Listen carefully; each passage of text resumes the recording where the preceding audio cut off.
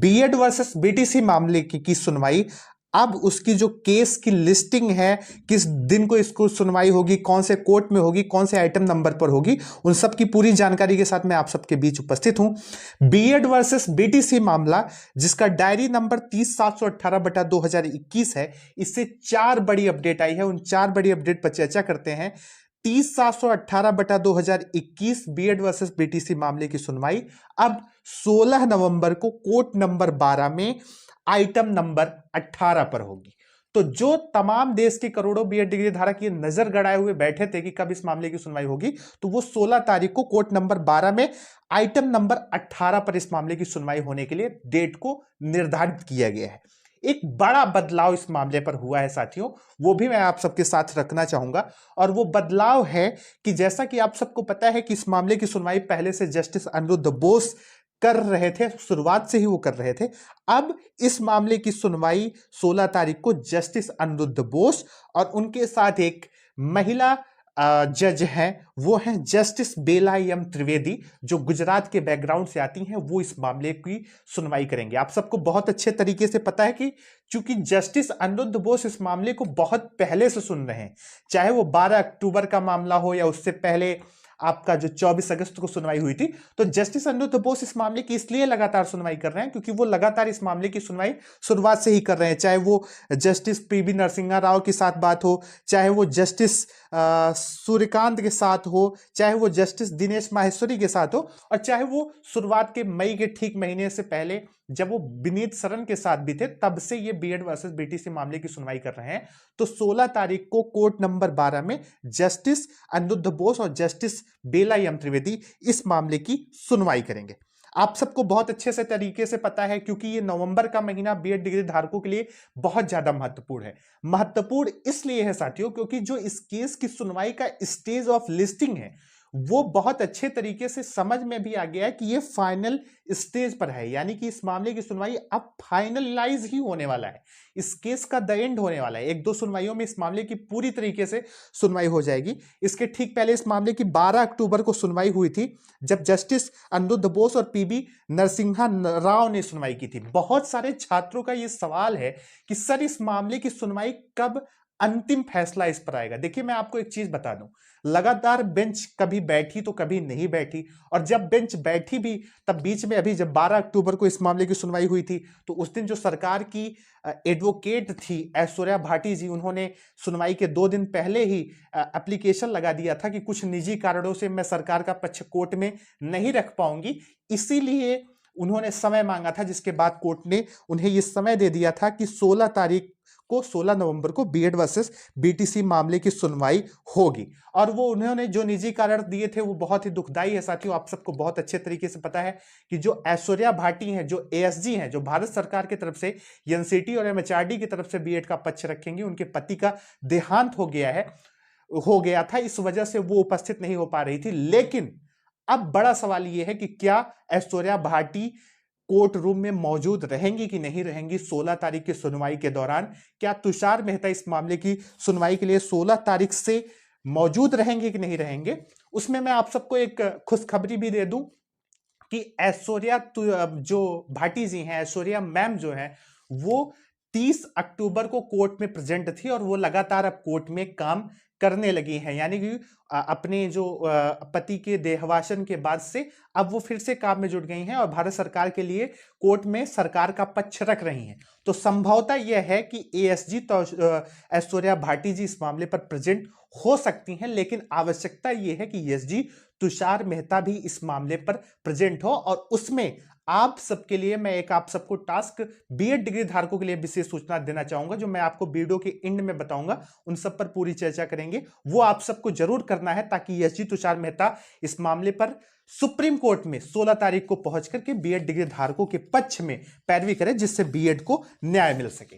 अब BEd degree धारकों के लिए को खुश कर देने वाली खबर आई है, एक केंद्र सरकार की तरफ से तो 2 राज्य सरकार की तरफ से बीएड डिग्री धारकों के लिए अच्छी खबर निकल करके आई, जो ये दिखाता है कि बीएड किस प्रकार से क्वालिटेटिव एजुकेशन को प्रोवाइड करने का एक बहुत बेहतरीन माध्यम है। एक तरफ जहां पर डीएलएड के लोग बीएड डिग्री धारकों को झूठी झूठी बातें यूट्यूब पर बता के कि बीएड ऐसे हो जाएगा, बीएड प्राथमिक शिक्षक भर्ती से बाहर हो जाएगा, वो हो जाएगा। वहीं दूसरी तरफ सरकार की मंशा इन यूट्यूबर्स के दृष्टिकोण से बिल्कुल अलग है। सरकार बीएड को प्राथमिक शिक्षक भर्ती में रखना चाहती है, चाहे वो केंद्र सरकार हो या राज्य सरकार हो, क्योंकि उन्हें बीएड की वैल्यू पता है। और ये मैं नहीं कह रहा हूं, ये सरकारें खुद अपनी नोटिफिकेशन में जब जारी करती हैं तब ये बिल्कुल इसे किसी साक्ष्य की आवश्यकता नहीं होती, इसे किसी प्रूफ की जरूरत नहीं होती। और उसी मामले पर केंद्र सरकार और राज्य सरकार ने बीएड को प्राथमिक शिक्षक भर्ती में शामिल किया है, जिसमें अभी आप इन्हें हाल ही में देखा होगा कि केंद्र सरकार जो सीटेट की परीक्षा कराती है, सीटेट की परीक्षा, उसमें बीएड को 50% ग्रेजुएट मार्क के साथ प्लस बीएड के जो अभ्यर्थी होंगे वो 1 to 5 में सीटेट की परीक्षा में अप्लाई कर सकते हैं फॉर्म पे। तो एक तरफ जो डीएलएड की मंशा है बीएड को बाहर करने की, वहीं पर केंद्र सरकार का रुख साफ है कि हमें अगर क्वालिटेटिव एजुकेशन प्रोवाइड कराना है शिक्षा के क्षेत्र में, जिसके जरिए भारत विश्व गुरु बन सकता है, तो बीएड डिग्री धारकों के लिए की बहुत आवश्यकता है, क्योंकि वो क्वालिटेटिव एजुकेशन को प्रोवाइड कराने के सबसे बड़े माध्यम है। और वहीं पर मैं आपको बताते हुए मुझे बहुत खुशी हो रही है, जब मैं केंद्र सरकार की बात कर रहा हूं तो मैं राज्य सरकार को कैसे छोड़ सकता हूं। हिमाचल प्रदेश से बीएड डिग्री धारकों को खुश करने वाली खबर आई है। हिमाचल प्रदेश में जो जेबीटी वर्सेस बीएड का मामला चल रहा था, जिसमें बीएड को प्राथमिक शिक्षक भर्ती में न रखने की बात जेबीटी डीएलएड के कैंडिडेट कर रहे थे, उनके ठीक उलट एचपी यानी कि हिमाचल प्रदेश सरकार ने बड़ा फैसला लिया है और बीएड को प्राथमिक शिक्षक भर्ती में योग्य माना है। तो वहीं पर एक तरफ जो राजस्थान की सरकार या अन्य सरकारें बीएड को बाहर कर रही हैं, वहीं पर कुछ राज्य सरकारें बीएड के सपोर्ट में भी हैं, क्योंकि उन्हें बीएड की महत्ता प्राथमिक शिक्षक भर्ती में बहुत अच्छे तरीके से पता है। लेकिन कुछ बीएड विरोधी तत्व तो आकर के ये कहते हैं कि बीएड तो भैया प्राथमिक शिक्षक भर्ती से बाहर हो जाएगा। और उससे भी बड़ी चीजें तब निकल करके आती हैं जब वो झूठ पर झूठ बोले जाते हैं। कहते हैं कि बीएड भाई असंवैधानिक है, अनकॉन्स्टिट्यूशनल है। तो भाई केंद्र सरकार और राज्य सरकार क्यों बीएड को प्राथमिक शिक्षक भर्ती में शामिल कर रही है? अब मैं आपको मध्य प्रदेश का एक बहुत बड़ा उदाहरण दे देता हूं। मध्य प्रदेश में एमपी वर्ग 3 में वैकेंसियां आती हैं, और अभी हाल ही में मध्य प्रदेश में वर्ग 3 की 51,000 से शायद पद वहां पर वैकेंसी आई थी, और उसमें बीएड एलिजिबल है। और ये मैं पूरे साक्ष्य के साथ कर रहा हूं। वहां पे उन्होंने बीएड को योग्य माना है on the basis of NCT 2018 के गजेट को प्राथमिक शिक्षक भर्ती के लिए योग्य माना है।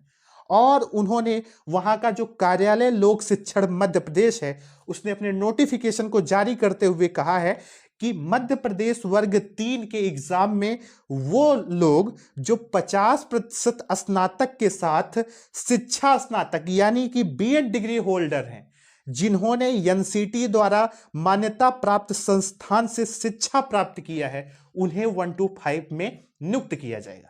तो एक तरफ जहां पर डीएलएड के लोग कहते हैं कि बीएड को प्राथमिक शिक्षक भर्ती से हम बाहर करेंगे, वहीं पर केंद्र सरकार और राज्य सरकार बीएड को शामिल करती हैं। और इसीलिए बीएड को बचाने के लिए सरकार ने अपनी तरफ से, केंद्र सरकार ने, एनसीटी ने, एमएचआरडी ने एसएलपी लगाई हुई है, और उसी मामले की सुनवाई 16 तारीख को सुप्रीम कोर्ट में है। लेकिन बीएड डिग्री धारकों के लिए एक चीज चिंताजनक है, और उन्हें उस पर विचार होकर के, एकजुट होकर के, एक साथ आकर के आवश्यकता है कि वो इस लड़ाई में, इस मुहिम में प्रतिभाग लें। वो है एसजी तुषार मेहता का या एएसजी ऐश्वर्या भाटी का इस मामले पर प्रेजेंट होकर के सरकार के पक्ष को कोर्ट के सामने रखना, क्योंकि एनसीटी और एमएचआरडी बीएड वर्सेस बीटीसी मामले पर पहली पार्टी है, पहले उसे सुना जाएगा।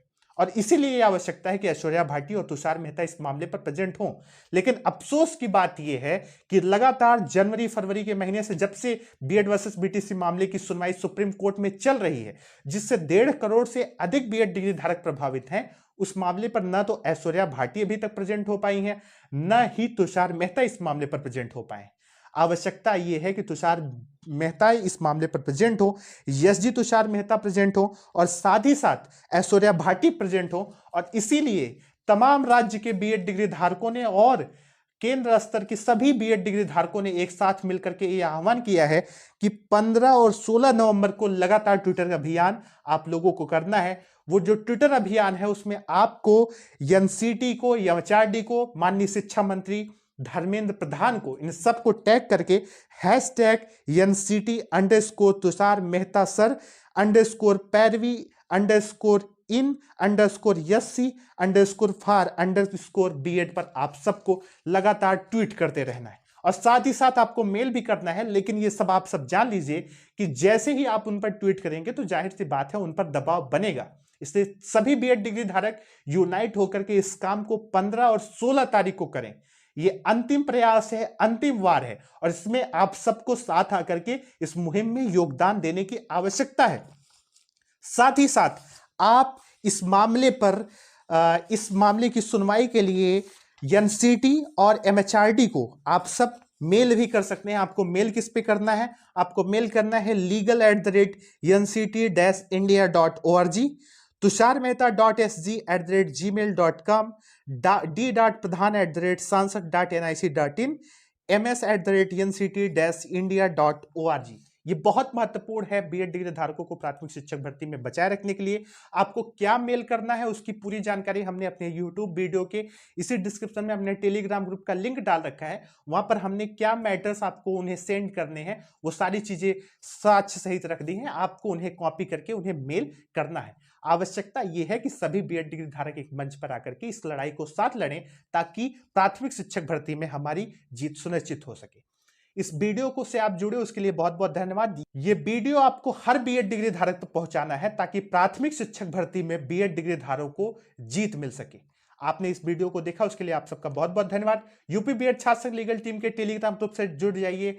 जो भी अपडेट 16 तारीख का रहेगा वो सब कुछ आपको इसी यूट्यूब चैनल पर हम आपको प्रोवाइड कराते रहेंगे, साक्ष्य के साथ प्रोवाइड कराते रहेंगे और कोर्ट के अंदर क्या कार्यवाहियां हुई उन सबसे पूरी तरीके से आपको अवगत कराते रहेंगे। आप सब इस वीडियो को अधिक से अधिक शेयर कीजिए। धन्यवाद।